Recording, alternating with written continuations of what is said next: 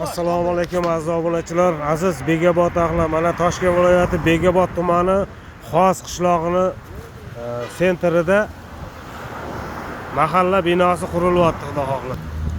Mahalla binosi qurilyapti.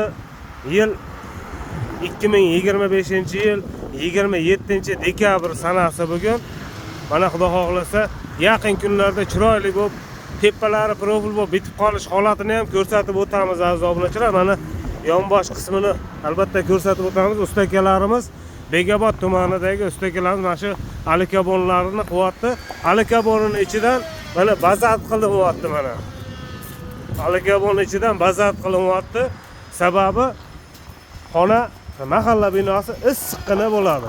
Mahalla binoyimizni albatta sizlarga bitgan holatlarini ham va hola qudrat ko'rsatib borishga harakat qilaman. Mana chiroyli bo'lib uzoqdan ko'rsatamiz. Hali bitgan holatini ham zo'r qilib ko'rsataman xudo xohlasa mana. Ustakalarimiz ishlar jarayonida. Videolarimiz albatta yoqqan bo'lsa, bitta chiroyli qilib like bosib qo'yasizlar. Salomat bo'linglar. Albatta mana bu tomondan ko'rinishini ham albatta ko'rsatib o'tamiz. Mana bu yoqda hojatxonalari bilan lestnitsalari. Hozir 4 ta 5 ta gruppa ustalar ishlayapti. Tepada tom qilyapti, pastda profil qilyapti. Bu yoqda ham ustakalarim ishlayapti. Ish jarayonida xudo xohlasa.